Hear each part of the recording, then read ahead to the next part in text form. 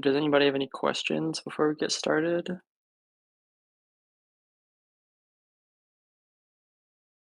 I think 11's probably good enough, don't you? Yeah? Okay. Yeah. Okay, well, we're gonna go ahead and get started then. Um, this is gonna be a shorter neurotalk today. I'm gonna be talking about kind of just neurodevelopment from like the single cell to the fully formed brain. It's gonna be part one of a three-part series leading up to a talk on Alzheimer's, which is my actual field. And we are going to we're going to do this today, aging next time, and then the last one will be on Alzheimer's.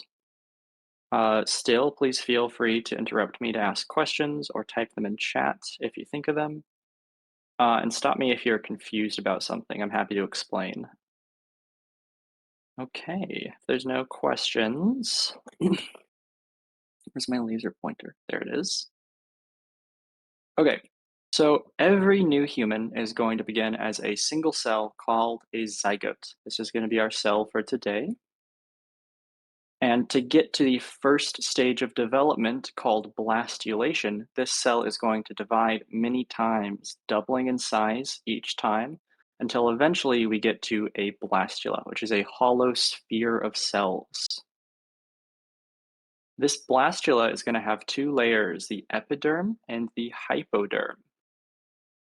The second stage is going to be the process of gastrulation, where we get from two layers to three. And that's going to happen when a blastopore is going to invade one of the two layers and develop kind of this third hollow space that's going to become your digestive system. This formation of the three layers is really the most important part of gastrulation. And these three layers are going to be the ectoderm, the mesoderm, and the endoderm.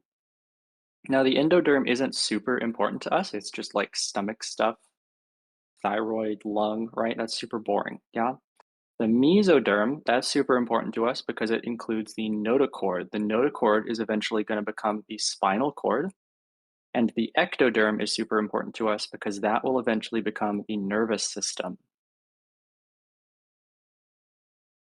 Okay, so neurulation is the process of turning this overlying ectoderm into the nervous system. And it's going to start with the formation of a long streak down the very center of the ectoderm called the primitive streak. And at one end, we're going to have the node. The node is going to eventually become the brain, and the rest of the primitive streak becomes the spine. The primitive streak is going to develop right above this part of the mesoderm that we call the notochord, which I just told you becomes the spinal cord, because the notochord is going to release a bunch of molecules into the ectoderm that says basically, hey, you're supposed to become neurons. And after the ectoderm gets those signals, it's like, oh, hey, I'm going to become a neuron. So the second part of neurulation is going to see the sides of the neural plate rise up into this neural groove. It kind of looks like a wave. And at the top of that wave, we're going to have crest cells. Yeah, these neural crest cells are going to ride the top of the wave. In the middle is going to be the neural groove. This is eventually going to become the ventricle, the ventricular space. In the third stage, the neural groove is going to completely fold over and start to fuse. And when this happens, we're going to form a full neural tube, at least in the middle. It starts in the middle. We're going to form the full neural tube, and the crest cells are also going to break off.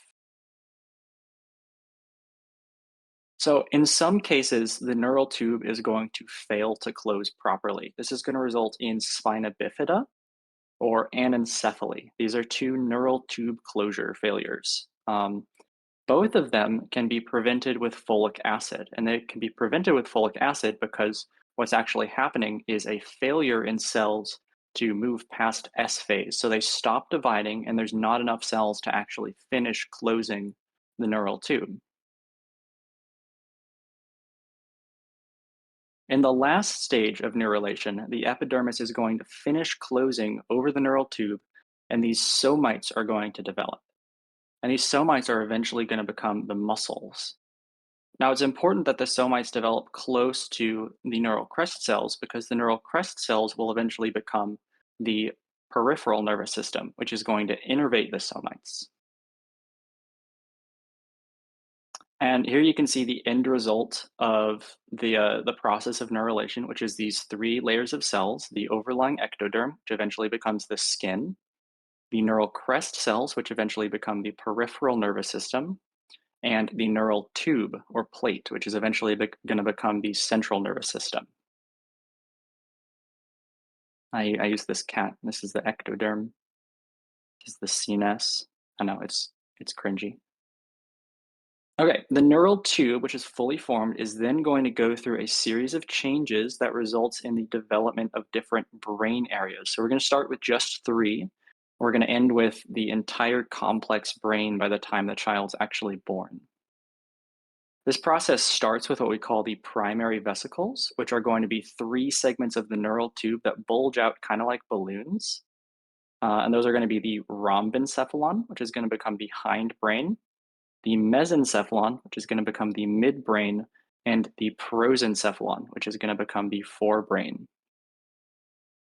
These primary vesicles are then going to divide, with the prosencephalon becoming the telencephalon and the diencephalon. The diencephalon is the thalamus and hypothalamus, and the rhombencephalon becoming the metencephalon, or the tectum and segmentum, and the myelencephalon, which has the pons and the medulla and the cerebellum. And these five divisions are ultimately going to develop into all of the different segments of the adult brain, right? So the hypothalamus and the thalamus and all those other boring things in the diencephalon, the different the cerebellar lobes down from the metencephalon, the medulla from the myelencephalon, and all of those really advanced lobes that do like higher functions and memories. Okay, so the neural tube is initially going to begin as a one cell thick layer. These neural tube cells are called radial glia, and they stretch from the ventricular surface, where the ventricles will eventually be found, or the inside of the neural tube, to the pial surface, where we'll find the pia mater in the adult brain. The nuclei of these cells are going to bounce up and down from surface to surface. And when they reach the marginal zone or the pial surface, they're going to go through a stage of growth. And when they bounce back down to the ventricular zone, that's when they're going to divide. So these divisions can be either symmetrical, which means they produce two new radial glia, or they can be asymmetrical, which is going to mean that they produce one radial glial cell and one neuron.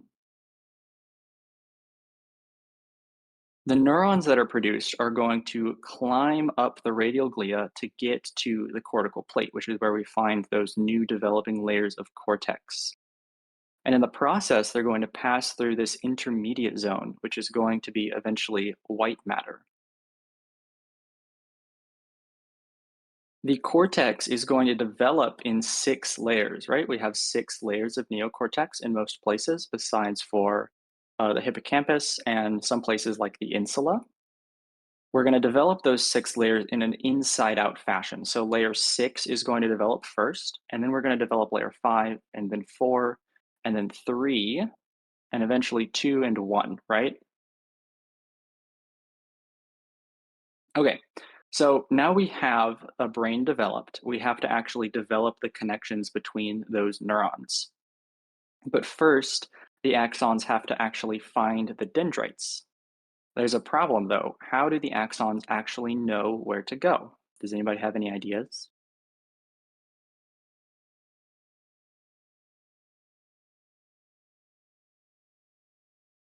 Yes? No? You know that I'm going to tell you? Okay. So in the environment, we're going to have certain signals. These are going to be chemoattractants and chemorepellents.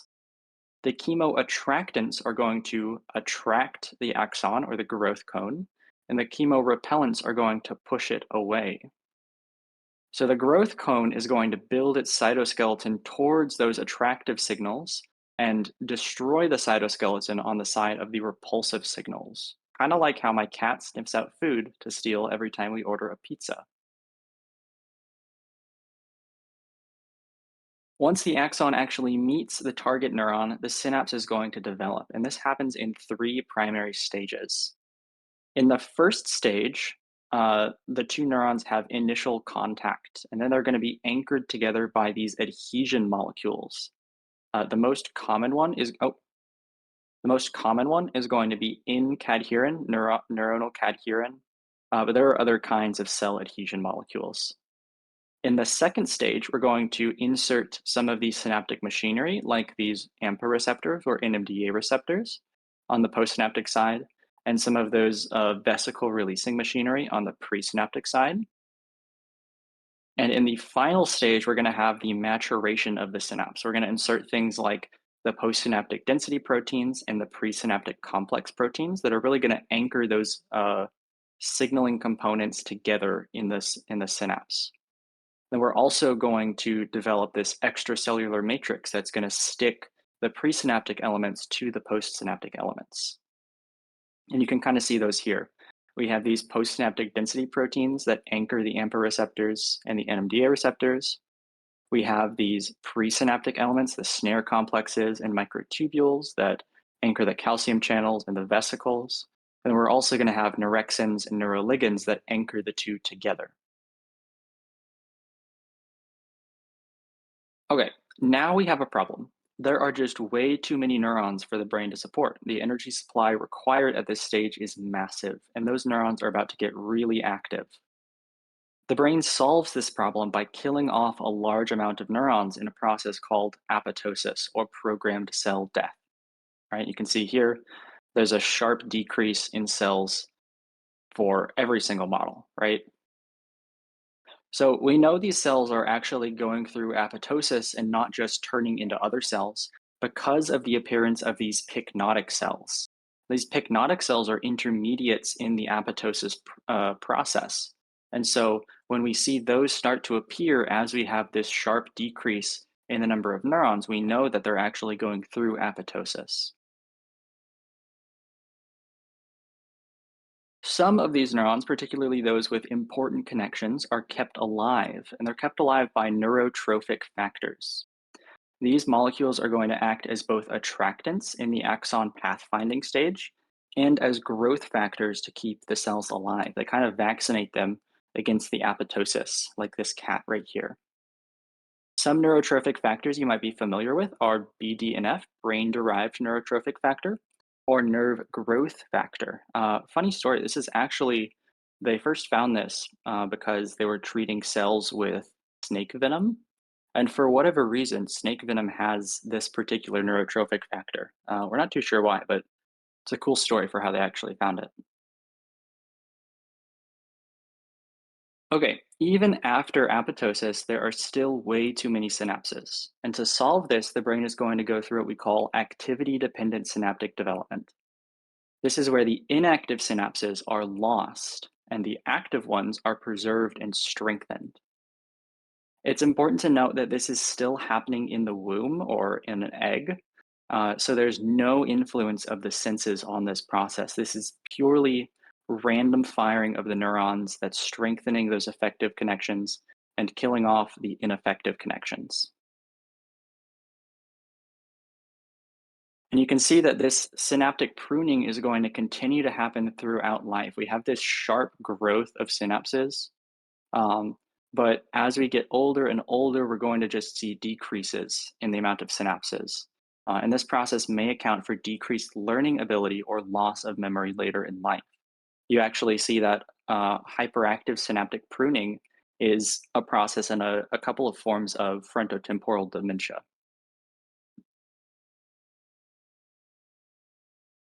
Okay, the last step before the brain has finished developing is the development of the sensory and higher cognitive functions.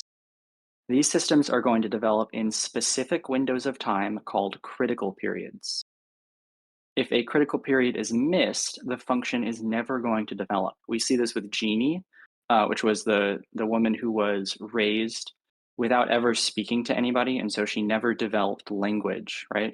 She was outside of the critical period by the time she started acquiring it.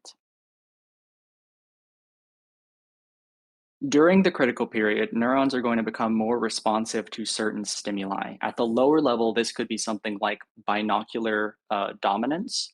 And at the higher level, it could be like a concept or something like that, or a specific emotion, right? And we can see that this process can be affected by monocular deprivation. This is where we close one of the eyes of a cat during the critical period. And this is going to cause the cells to be biased towards responding more to the open eye. When we close both eyes, we kind of rescue this effect, right? But this is because the activity dependent, that initial form of synapse pruning, doesn't really have any bias towards either one of the eyes. But we see with normal, when they're both open, we have this nice bell curve distribution of vision, right? Okay, so that's all I have. That's kind of how you get from a single cell to kind of a complete brain, a brief overview. There's a lot more that I could have gone into, but I felt like it would be a bit too complex and a bit too long. The next Neurotalk is going to be on aging, which will be a lot longer. There's a lot to talk about there.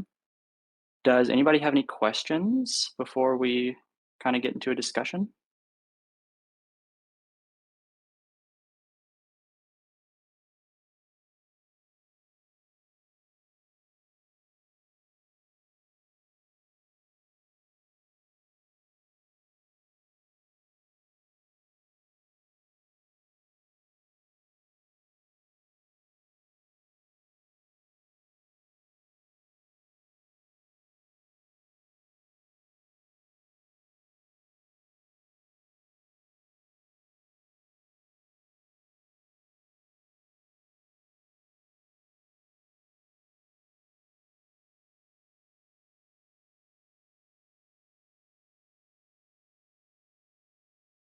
Alrighty, well, I will stick around for a little longer in case you do have questions. Otherwise, is there anything anybody wants to talk about?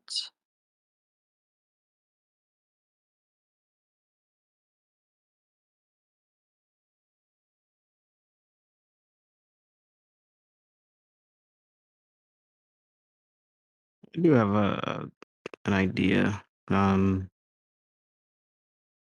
far as neural pruning, um, what other domains do you think something similar occurs outside of critical period? Well, there's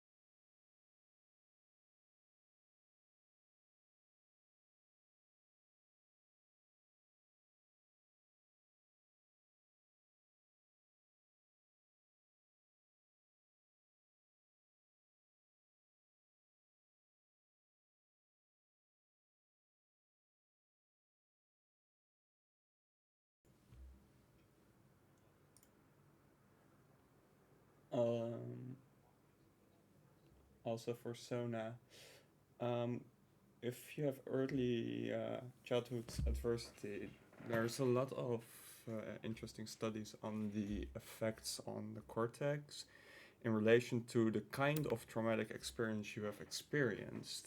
So, if it's sexual, for example, you'll see also some kind of uh, motor cortical, sensory motor thinning of the cortex. That's really interesting. But I forgot a bit about all the other stuff. But I can look it up for you if you want, or share some stuff. Sure, I'll dig into them soon. No problem.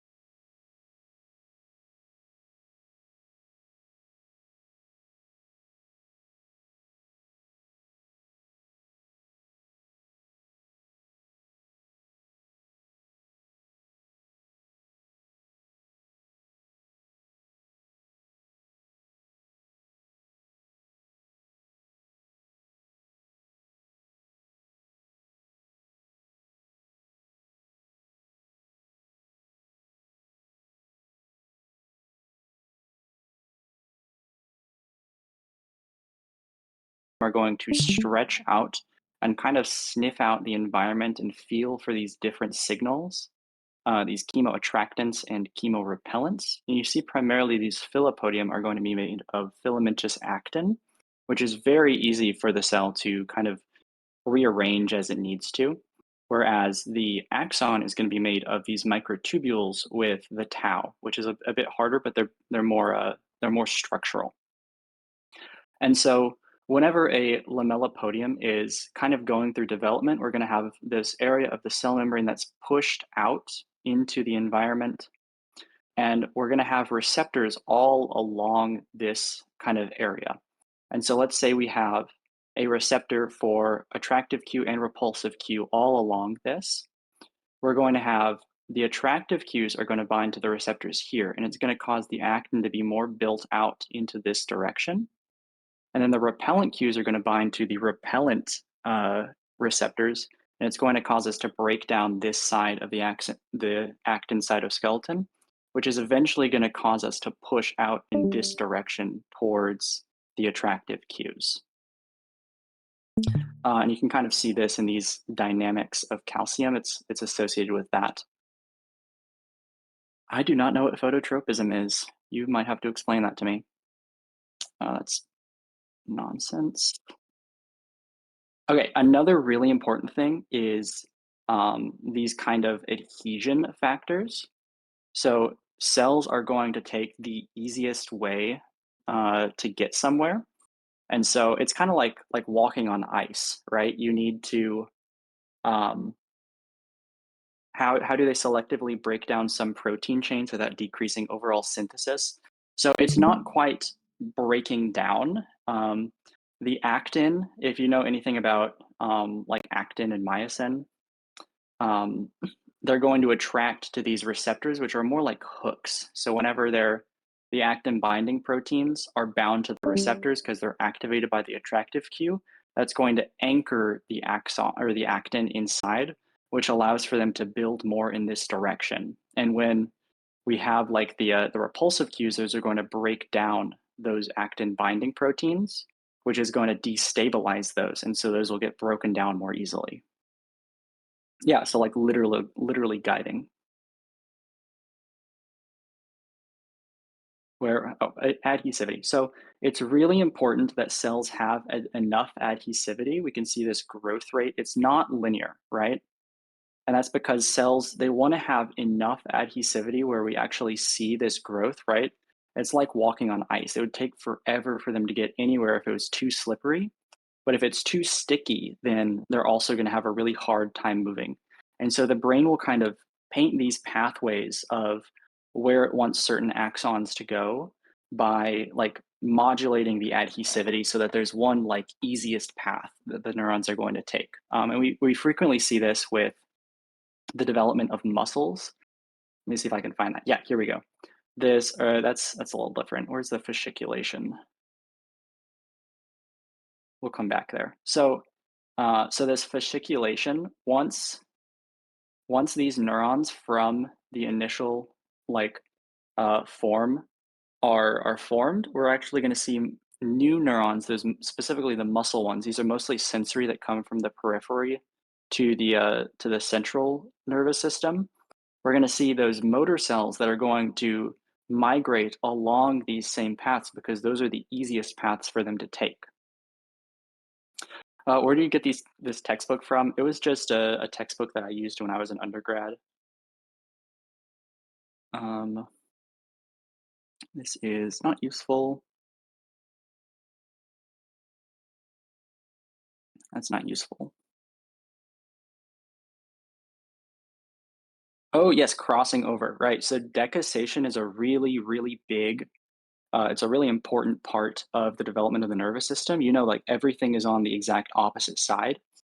And that's because of these two genes called SLIT and ROBO. So ROBO is going to allow the proteins to cross the midline. Yeah.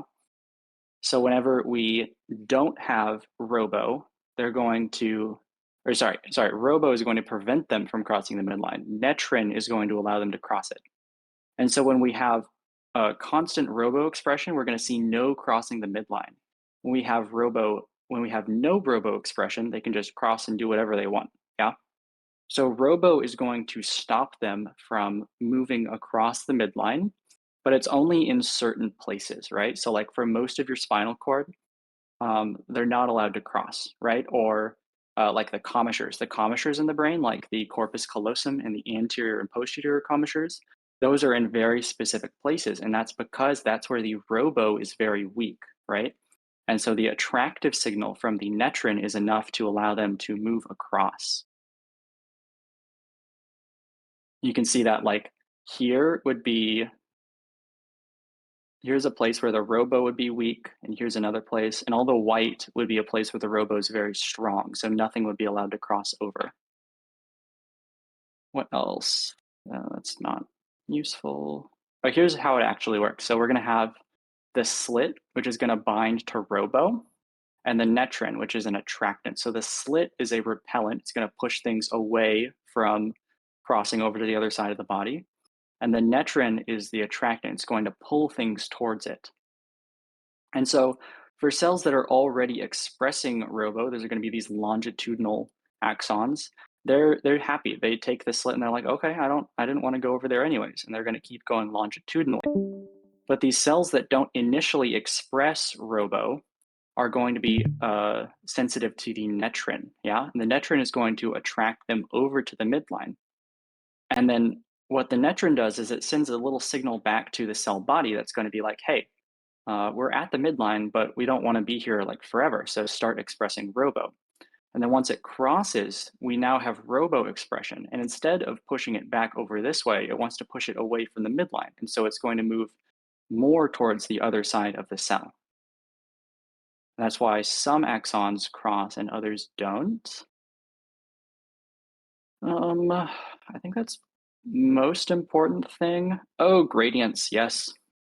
So in the brain and the visual system specifically, we're going to have gradients, and that's going to allow certain neurons to go in specific places. So the most sensitive neurons are going to stop really early, and the least sensitive neurons are going to stop really late. And that kind of lets us do this like patterning in the central nervous system, where let's say these temporal neurons are very sensitive to this specific factor. The tectum is a midbrain structure that is involved in eye localization and stuff like that, like the movement of the eyes and like localization of objects in the environment. It's really important in frogs that they know like where a fly is, and so they develop this tectum based on like where the neuron is coming from in the eye, so that they can really quickly respond to the fly.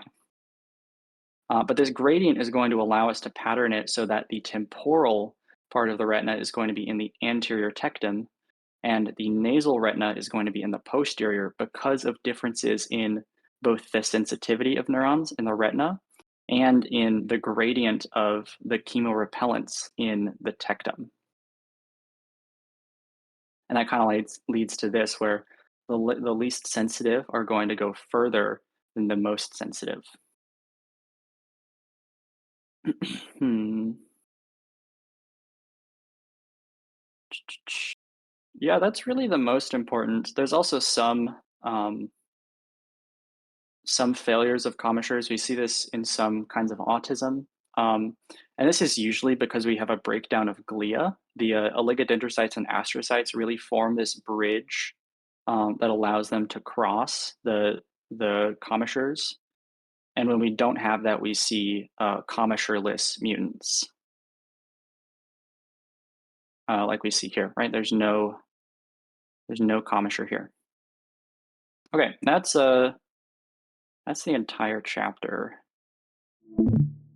I can send it's the same book that I used in the presentation, so the citation is there at the end of the presentation if you want to find it again.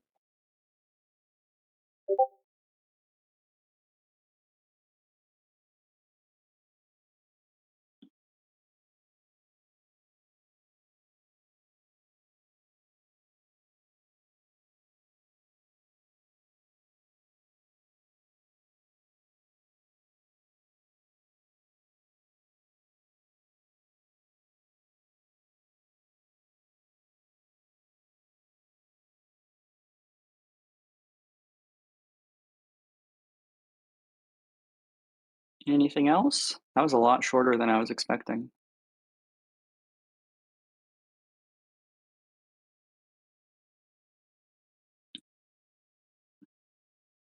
That is a good point, though. I probably wouldn't be the best to do it, but I feel like if somebody's more well versed in neuroanatomy, that might be helpful to have a neurotalk on basic neuroanatomy.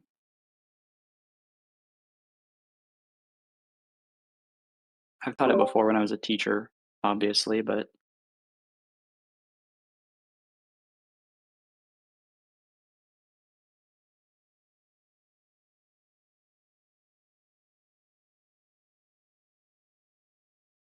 What what disorders um are associated with like a failure for decusation to occur, like with the robo gene and a couple of other it's diseases?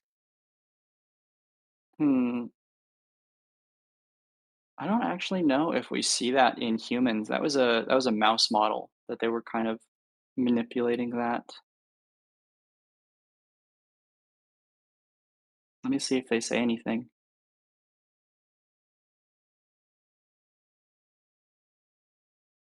Yeah, you did mention spectrum disorders at some point. Yes, yes, autism. There's a and fetal alcohol syndrome as well. There's going to be we see some. It's a lack of the commissures, the corpus callosum specifically. Mhm. What is it called? Agenesis of the corpus callosum. That's what the disorder is called. It's a feature of a couple disorders like autism spectrum. Um,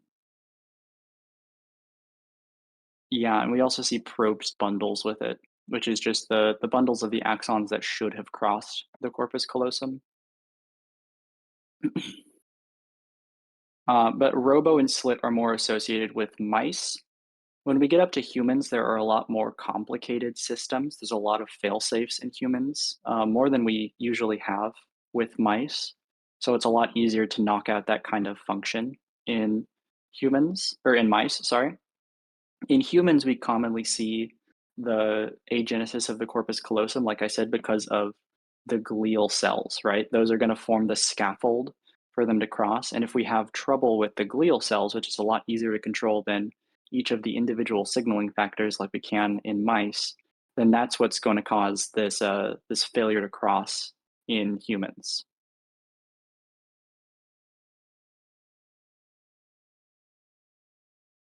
Oh, commissure. A commissure is a place where the brain crosses over to the other side. There's 3 major ones. There's a ton of them, obviously, but the 3 major ones are the corpus callosum, the anterior commissure, which is right by the what is it? What is it called? The columns of the striatum, and the posterior commissure, which is around the thalamus, I think. It's been a while since I've done neuroanatomy seriously.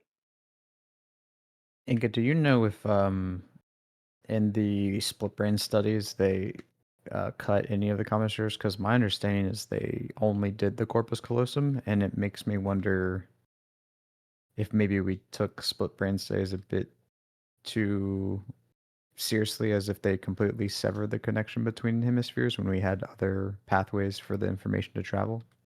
That is my understanding as well, is that they only severed the corpus callosum, and I've always wondered about that, like, what effect would you have if you severed, like, the posterior commissure as well, which is, like, involved in transmitting some, like, occipital lobe information? But I think the effects of the split brain are good enough, especially because most of, like, the higher level, like, processed visual information is going to go through the corpus callosum because that's coming from, like, the forebrain. Um, the posterior commissure is mostly, I think, for unprocessed information, and that's specifically because of the split between like ipsilateral, contralateral visual information. I also wonder about the optic chiasm. Like they cut that in cats, but that takes away like half of your visual field. So Hmm. yeah, I don't really know how that works sometimes. It might be worth looking into for like the validity of those experiments. Do you think in terms of like what the experiments were actually studying, the commissures, other commissures probably weren't actually that carrying that much relevant data that would have Yeah, I don't think it confounded was anything? super I don't think it was super relevant, but I don't know. It might have confounded it, and we just don't know because nobody's tried to replicate it when severing the rest of them.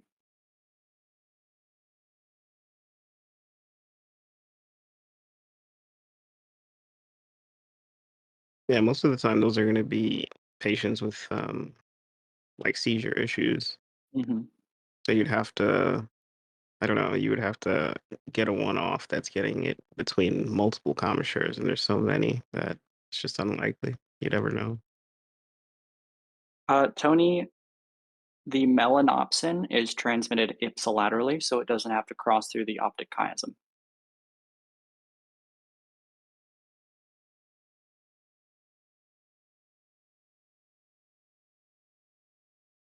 And the suprachiasmatic nucleus would still be there even if they cut the optic chiasm, as far as I remember. It's not really my field, but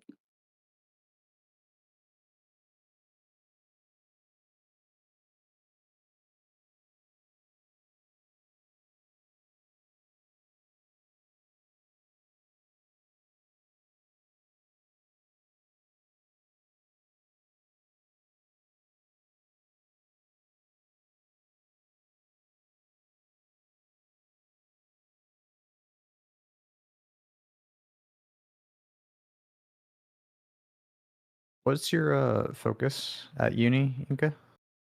I mostly focus on Alzheimer's and, synaptic plasticity specifically.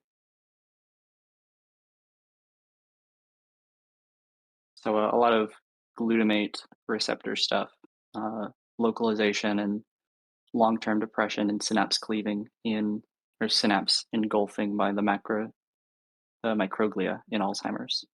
Okay. So you do like, is it primarily like molecular neuroscience stuff then? Yeah, primarily. We do some behavior work, but mostly molecular.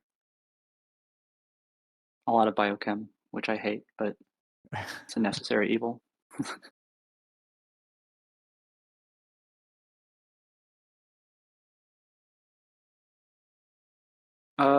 Critical periods, yes. I don't have any sources for critical periods, but they're fairly easy to jump into. So I would recommend looking at feral children studies. They're really good for critical period Yeah, evaluations. I those are mean, good. yeah, they obviously aren't like in a lab, but they're really great case studies in terms of how missed critical periods result in an irrevocable loss of certain functions. Genie is like a textbook case of that.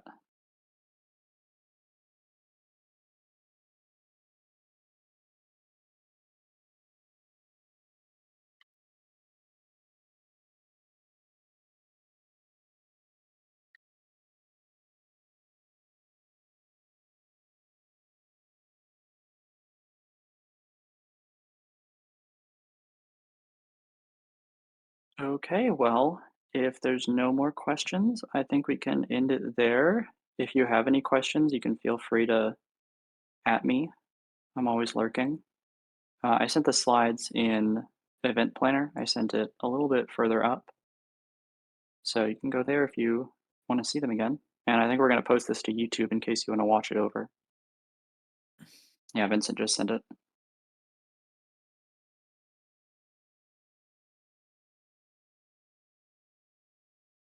There is a YouTube channel. Yeah, we posted all the previous talks, or we started a couple weeks ago, so there's a couple talks up there.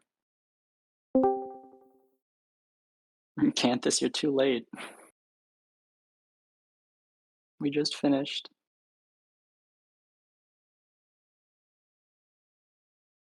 That's crazy. I just got here too. That sucks for me. It's I can go over the talk again for you guys. It was not Candel. It was Breedlove, Foundations of Neural Development. I can run through the talk again real quick. It's like a executive summary or something, I guess. Executive summary. I can do that. Yeah.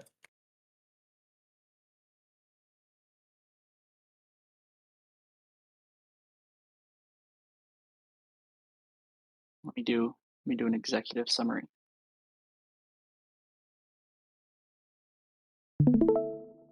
Okay.